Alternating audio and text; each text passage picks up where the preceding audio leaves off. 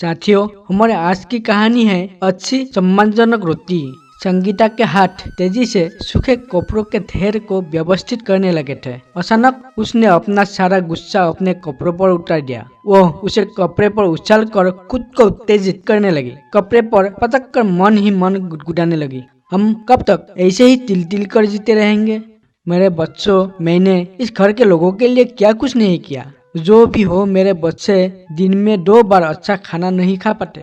मेरे बच्चों को 2 वक्त की अच्छी रोटी खाने नसीब नहीं होती। आज सुबह की घटना उसकी आंखों के सामने फिर आ गई। उनकी 8 साल की छोटी बेटी निशा की गलती सिर्फ इतनी थी कि उसे अपनी ताईजी पूजा से पनीर के 2 टुकड़े मांग लिए। ताईजी, मेरी सब्जी में पनीर के बदले आलू है और सोनू भैया की सब्जी में 5 पनीर के टुकड़े है। मुझे भी पनीर दे दीजिए। भैया को आपने गरम रोटी दी और मुझे काल वाली पुरानी रोटी दी। निशा अपने उदासी भरे स्वर में कहा, तुम्हारे पापा कोई जायदाद छोड़कर नहीं गए।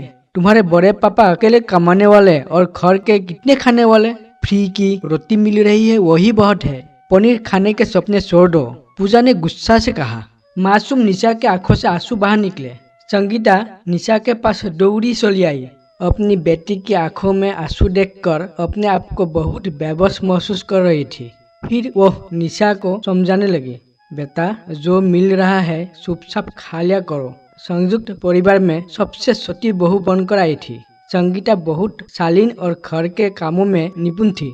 संगीता पति रवि के साथ था और प्यार पाकर साथी रहती और दौड़ दौड़ कर सबके काम करती रहती। परिवार में पति, सास, जेठ, जेठानी, पूजा और उनका बेटा पीतू था। शादी के बाद 5 वर्षों में संगीता 2 बच्चों की मां बन चुकी थी, बड़ी बेटी निशा और छोटा बेटा नवीन। संगीता का पति रवि एक प्राइवेट कंपनी में काम करता था। इतना तो कमा ही लेता था कि परिवार का गुजारा अच्छे से हो सके। सब कुछ कितना अच्छा चल रहा था, पर एक दिन भगवान ने ना जाने किस गलती की सजा दी। रवि को साइलेंट अटैक आने से वो पूरा जीवन साथ निभाने का वादा तोड़कर हमेशा हमेशा के लिए संगीता का साथ छोड़कर चले गया।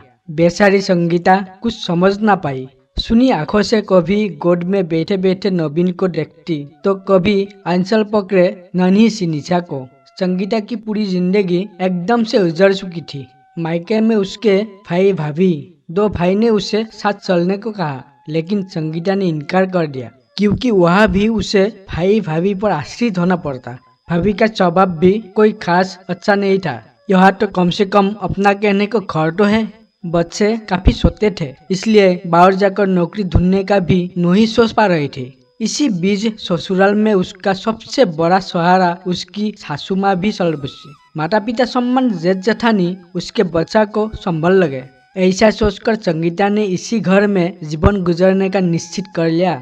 लेकिन जेठानी पूजा ने तो घर की सभी जिम्मेदारियां को एक एक करके संगीता के कंधे पर डाल दिया। सब कामों से मुक्ति पा ली। जो घर में एक काम वाली थी उसे भी हटा दिया गया। इतनी मेहनत के बदले संगीता और उसके बच्चों को 2 वक्त की रोटी और साधारण स्कूलों में एडमिशन मिला था। संगीता ने एक बार नौकरी तलाशने की बात कही तो जेठजी ने गुस्से से कहा, लोग क्या कहेंगे, लो क्लास का कुछ तो ख्याल रखो। लोगों के सामने था कि देखो, भाई के जाने के बाद भी हम उसके परिवार का कितना ध्यान रखते हैं। दिन भर भोलू के बैल की तरह लगी रहती संगीता, लेकिन फिर भी रोज सूखा खाने को मिलता। निशा भी नए स्कूल बैग, कपड़ों, जूते की मांग करती, लेकिन हर बार संगीता पहला फुसला कर उसे मना कर देती।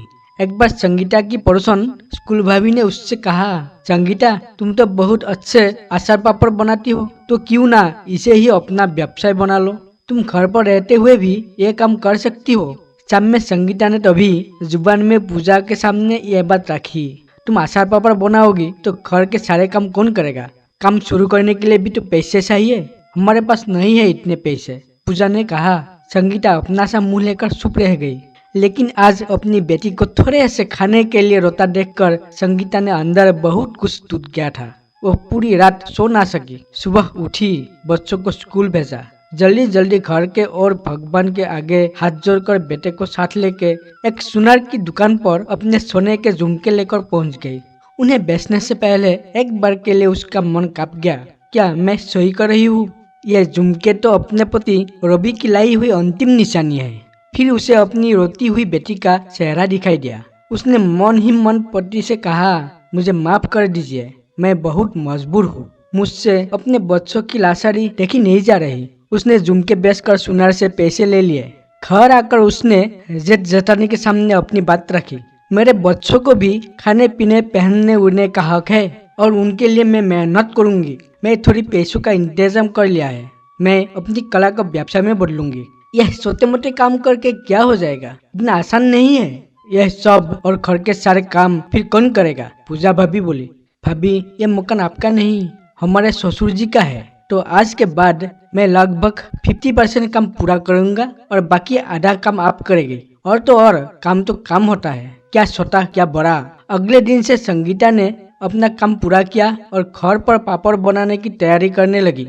आसपास जाकर ऑर्डर लेने लगी। लोगों को स्वाद पसंद आया। इसके अलावा ऑर्डर आने शुरू हो गया। अब तो बस बड़े पैमाने पर सामान दुकानों में भी सप्लाई करने लगी। अपनी पहली कमाई देखकर संगीता की आंखों से खुशी के आंसू बहने लगी। अब उसे खुशी है कि वह अपने बच्चों को सम्मान का जीवन दे सकेगी। साथियों, आपको कहानी कैसी लगी कृपया कमेंट बॉक्स में बताएं। अगर आपको कहानी पसंद आई तो वीडियो को शेयर करें और चैनल से जुड़े और चैनल को सब्सक्राइब करें। वीडियो को एंड तक देखने के लिए बहुत बहुत शुक्रिया।